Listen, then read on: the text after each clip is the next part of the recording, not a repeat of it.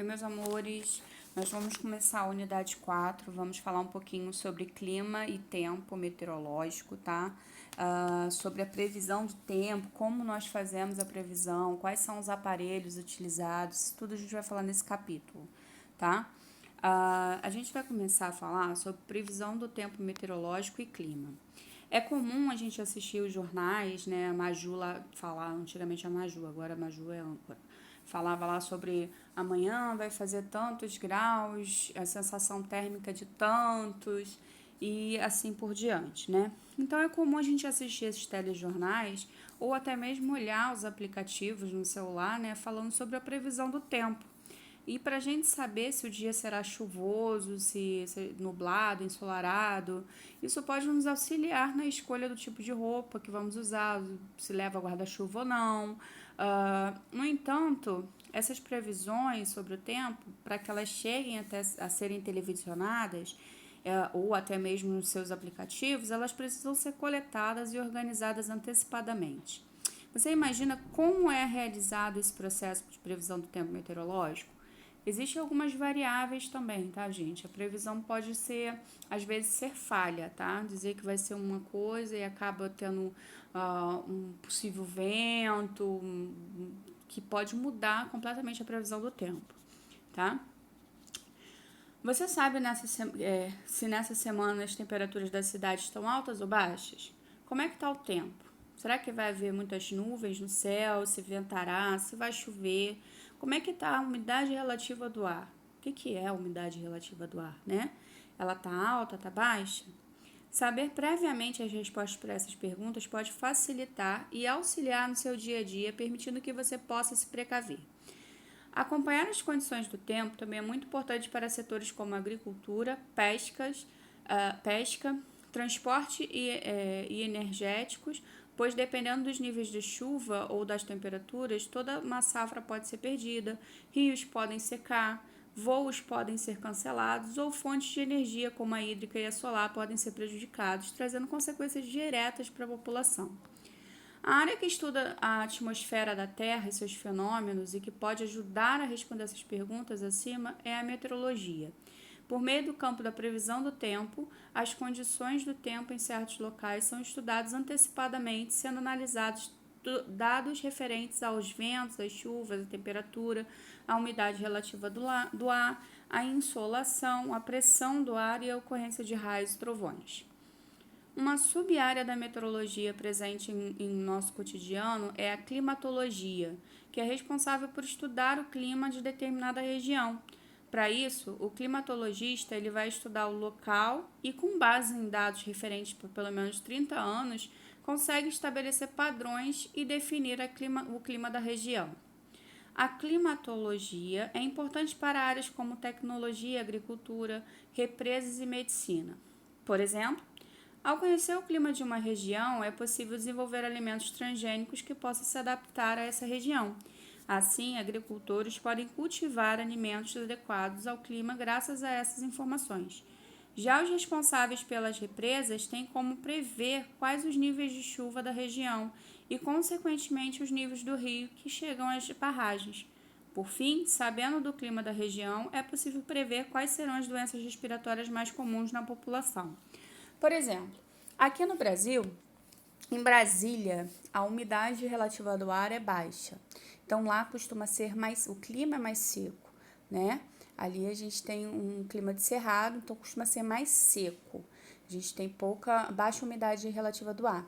Então pessoas, quando vão morar em Brasília ou quando vão visitar, costumam sentir as mucosas nasais bem ressecadas, né? Porque a gente tem o vapor d'água na nossa atmosfera, né? Em locais tropicais, de Mata Atlântica, como é o Rio de Janeiro, a gente consegue sentir a umidade relativa do ar de boa, que é bem fresquinho. Agora, em locais que o clima é seco, né, resseca toda a mucosa nasal. Então, as pessoas podem ter sangramentos, podem ter problemas respiratórios.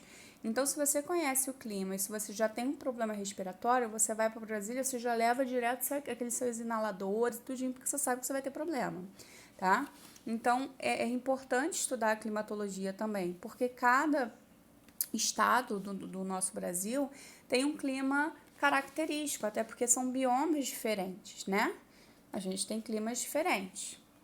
Anteriormente, foram apresentadas informações referentes ao tempo atmosférico e ao clima. Você sabe qual é a diferença entre eles? Então, o tempo atmosférico e clima.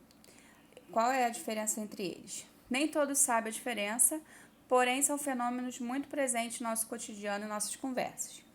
Por exemplo, aqui a gente tem um menino e uma menina conversando e ela pergunta: será que vai chover no final de semana?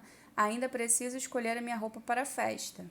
Aí o rapazinho responde: eu vi na previsão do tempo que as temperaturas estão altas e que a probabilidade de chover são muito baixas. O tempo atmosférico caracteriza o estado atmosférico momentâneo de determinado local, considerando pluviosidade, umidade relativa do ar, temperatura, velocidade do vento e pressão atmosférica. É algo que pode mudar ao longo do mesmo dia. Com base no tempo atmosférico, é possível saber se o dia estará ensolarado, nublado, ou se as temperaturas estão altas ou baixas, se vai haver chuva ou falta delas, entre outros fatores. Para a informação sobre previsão do tempo serem divulgadas, são utilizados os mapas do tempo, que pode apresentar informações como temperatura, umidade relativa do ar e rajadas de vento. Nossas férias estão chegando, precisamos nos preparar. Como será que o inverno na cidade que vamos? Eu pesquisei e vi que o inverno na cidade tem temperaturas médias entre menos 2 graus Celsius e 10 graus Celsius, geadas e umidade relativa do ar baixa. Então temos que levar roupa para clima frio e nos hidratar bastante para evitar problemas respiratórios. O clima de um local corresponde a uma sucessão de tempos atmosféricos predominantes em um período de 30 anos de observação. Esses tempos atmosféricos observados no período vão ser caracterizados qual o clima daquela região. Se é frio, quente, seco, úmido. Assim, é possível dizer que o clima é algo duradouro ou permanente, ou seja, uma característica do local. Não é algo que muda constantemente como o tempo atmosférico. O tempo atmosférico ele pode mudar durante o dia, 2, 3 vezes, pode mudar o tempo todo durante o dia. Porém, o clima é algo estudado ao longo do tempo que vai caracterizar. Por exemplo, o Nordeste tem um clima o quê? Quente, né? As águas são quentes. O Sul tem um clima quê? Frio. O Sudoeste, clima tropical, já é frio e quente ao mesmo tempo. A gente que na verdade é mais quente do que frio, né? Então, cada região vai ter o seu clima. Agora, o tempo atmosférico, a previsão atmosférica é diferente. De dia pode estar um sol, à tarde nublar e à noite chover, tá? Então pode variar. Para os climatologistas, determinar o clima de um local é preciso considerar, além de todos os fatores considerados pela previsão do tempo, né? A latitude, a altitude e a vegetação, a circulação atmosférica e a circulação oceânica e a continentalidade. Na divulgação das informações do clima, são utilizados gráficos climatológicos, que podem apresentar informações com precipitação acumulada, temperatura, umidade relativa do ar, pressão, evaporação e insolação. Por que eles colocam vários dados para poder chegar a considerar um clima, né? Por exemplo, aqui no Rio de Janeiro mesmo, nós temos regiões que são consideradas com clima mais frio. Petrópolis é um exemplo, porque quanto mais alto, né, a gente tem a questão da altitude, influencia na temperatura. Será que chove? Você sabe como são medidas as variáveis? Vamos ver. Eita, joguinho, gente, peraí. E eu não sou boa de jogo da memória não, tá? Mas enfim, você sabe como são realizadas as medidas das variáveis envolvidas na previsão do tempo e quais instrumentos são utilizados nesse processo? Faço teste a partir de um jogo da memória e boa sorte. Só que eu sou péssima em jogo da memória, viu? Eu não sei jogar jogo da memória. Eu não vi nem nada abrir aqui. Ih, vocês conseguem ver alguma coisa? Tá? Deu ruim aqui no jogo da memória. Eita, que eu sou péssima mesmo. Vai, acaba logo com isso. Mas não apareceu nada pra mim, gente. Fiquei chateada com isso, mas tudo bem. Variáveis envolvidas na previsão do tempo meteorológico: temperatura do ar, pressão atmosférica, velocidade e direção do vento, umidade relativa do ar e pluviosidade são fatores considerados no momento da coleta dos dados para gerar a previsão do tempo. Eles se influenciam, causando impactos no tempo meteorológico e em nosso dia a dia. Veja mais sobre alguma dessas variáveis a seguir. A questão da temperatura. O Sol vai emitir radiação que vai chegar até a superfície, o solo se aquece com a radiação emitida pelo Sol e as ondas de calor sobem do solo, aquecendo o ar atmosférico. Gente, tem vezes que a gente vê uns videozinhos tipo Bangu, o pessoal fritando ovo no asfalto, né? Então, a temperatura ela vai estar relacionada com o grau de aquecimento do ar atmosférico. Esse processo de aquecimento acontece por meio de radiação solar e do aquecimento do solo. É comum serem mencionadas as temperaturas máximas e mínimas do dia, né? Ou a variação entre elas, conhecidas como amplitude térmica. Essa variação ela vai ter relação com o movimento de rotação da Terra e inclinação dos raios solares. No período da manhã, o Sol emite ondas curtas e inclinadas de radiação. Contudo, por volta das 3 horas da tarde, com ondas de radiações longas e com ângulos altos em relação à superfície, o ar atinge sua temperatura máxima.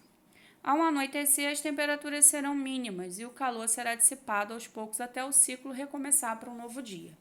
Gente, eu não sei se vocês têm sobrinho pequeno, irmão pequeno, mas é comum as pessoas pegarem os filhotinhos e levarem para tomar o solzinho da manhã, né? Antes das 10 da manhã, né? Para ativar a bilirrubina da criança, né? Para ativar a vitamina D. Porém, a questão do solzinho da manhã até as 10 é quando o sol ainda não está muito quente, que possa causar alguma lesão na criança, tá? Mas às 3 horas é o ponto de máxima do sol.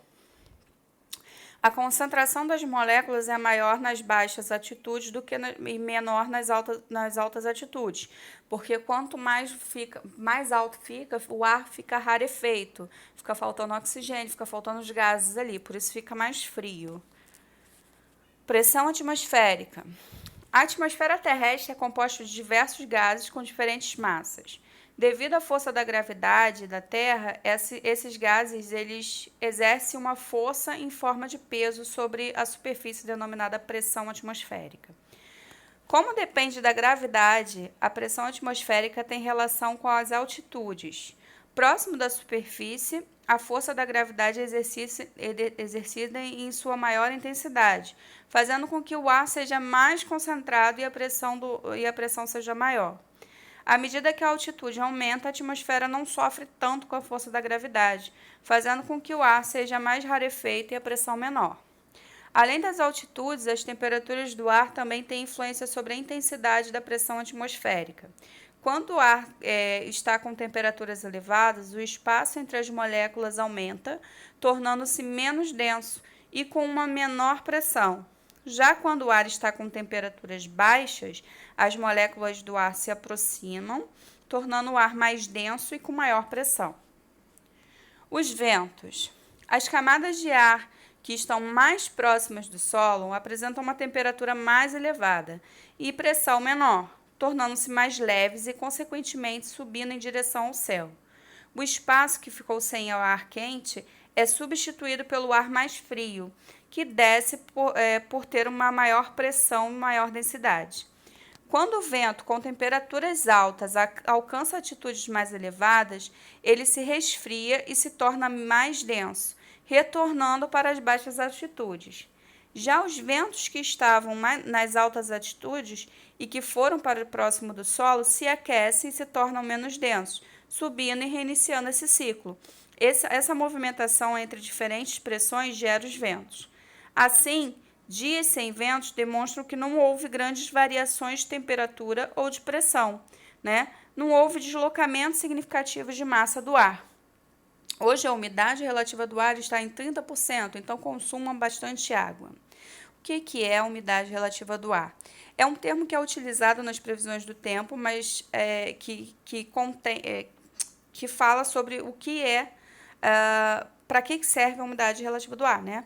A atmosfera ela contém entre suas várias substâncias vapor d'água, o que forma a umidade atmosférica. Essa umidade atmosférica pode ser categorizada em dois tipos: umidade absoluta e umidade relativa. A umidade absoluta se refere à quantidade de vapor presente na atmosfera, enquanto a umidade relativa relaciona a umidade absoluta ao limite de vapor que a atmosfera suporta antes de chover. Assim, quando ouvimos na previsão do tempo que a umidade está, por exemplo, em 30%, isso significa que faltam 70% para a atmosfera saturar e chover. Precipitação pluviométrica. O termo precipitação tem relação com a queda de água sobre a superfície, seja ela em forma de chuva, neve ou granizo. Granizo, não é granito. No entanto, quando se fala em precipitação pluviométrica, ela tem relação somente com as chuvas. A pluviosidade tem relação com o volume das chuvas das regiões em determinados períodos de tempo. Esse processo, gente, vai acontecer quando o vapor de água, que tem temperaturas altas e densidades baixas, sobe e alcança altas altitudes. Ao subir, o vapor encontra temperaturas menores de moléculas de água que antes estavam espaçadas, que se aproximam entre o processo de condensação e formam as nuvens de chuva. Condensação é a passagem do estado de vapor para o estado líquido, tá, gente? Quando essas nuvens estão com muita umidade acumulada, a água, pela força da gravidade, atinge o solo em forma de chuva. Essas chuvas podem ser dos três tipos: frontais, convectivas e orográficas. As chuvas frontais geralmente têm relação com a mudança de temperatura. Elas acontecem quando uma massa de ar quente encontra uma massa de ar frio e que faz com que se condense e forme a chuva. As chuvas orográficas, elas ocorrem quando massa de ar por diferentes pressões deslocam-se para altas altitudes, perdendo a temperatura, se condensando e gerando chuvas finas. Já as chuvas convectivas, elas ocorrem quando grande elevação de temperatura e, consequentemente, uma maior evaporação, quando o vapor sobe e se resfria, condensa e cai sobre a região em forma de chuvas fortes. Os impactos dessas variáveis do tempo meteorológico na saúde. As variáveis como temperatura do ar, pressão atmosférica, umidade do ar, pluviosidade e ventos estão estreitamente relacionados aos eventos meteorológicos do planeta. Você sabe como é que isso pode afetar a nossa saúde? Com relação à temperatura, o aumento da temperatura média global a cada ano, a população está sofrendo com as ondas intensas e duradouras de calor. Altas temperaturas podem causar sérios impactos na nossa saúde, por exemplo, né? E o estresse térmico, que pode gerar danos como a desidratação, ou, em casos mais graves, as doenças respiratórias renais e cardiovasculares. Tá? Doenças respiratórias, renais e cardiovasculares. Com o aumento da radiação solar, também pode aumentar o risco de desenvolvimento de câncer de pele. Tá? Sempre usando protetor solar, meus amores. Outra coisa, hidratação é fundamental, né? Com as altas temperaturas, ondas de calor, você pode desidratar se você não beber bastante água durante o dia. Isso pode levar a problemas maiores, como falência de órgãos. Então, é sempre importante, quando está muito calor, beber bastante água, tá? Evitar ficar exposto ao sol, porque pode vir a dar câncer de pele. E essas ondas de calor, que têm ficado mais duradouras, eu não sei se vocês já viram, tem lugares, principalmente na Europa, né, que eles estão acostumados com frio, que quando chega essas ondas de calor, chega a matar muita gente. Pressão atmosférica. Quando há mudança na pressão atmosférica, consequentemente há mudança na quantidade de oxigênio no ar. Em grandes altitudes, quando ocorre a diminuição da quantidade de oxigênio, nosso corpo tenta suprir essa falta, aumentando a produção de hemácia e a frequência cardíaca. Isso pode ser um fator de grande risco para quem tem doenças pulmonares ou cardíaca. Já em baixas altitudes, a pressão atmosférica tem grande intensidade. Essa pressão pode gerar uma força no nosso tímpano, tentando empurrá-lo para a parte interna do ouvido e causando dor. Tá? Umidade do ar. Quando a umidade do ar está baixa, as concentrações de poluição no ar são maiores, causando impacto nas vias aéreas e aumentando o risco de ocorrer crise de tosse, asma, rinite e outros problemas respiratórios. Outra parte do corpo que sofre com a baixa umidade do ar são os olhos. Eles podem ficar ressecados e ocasionar a sensação de coceira, o que favorece o surgimento de conjuntivite. Chuvas. O aumento da temperatura média global associada às chuvas pode aumentar a proliferação de mosquitos vetores de doenças como a dengue, chikungunya, febre amarela. Além disso, a impermeabilização do solo decorrente da intensa urbanização, somada à elevada precipitação pluviométrica, pode gerar inundações, que são uma das dinâmicas de transmissão de infecções por vetores e roedores. Leptospirose, por exemplo. Quem gosta de brincar na água da chuva tem que ficar atento que a água da chuva pode estar com urina do rato, que pode causar leptospirose. Questão de vento. Em razão das mudanças de temperatura, a pressão, a formação dos ventos. Com o aumento dessa temperatura e da poluição do ar, essas partículas são transportadas pelo vento e chegam nas vias aéreas das pessoas, podendo causar ou piorar as doenças respiratórias. Como é que nós fazemos essas coletas de dados para a previsão do tempo meteorológico?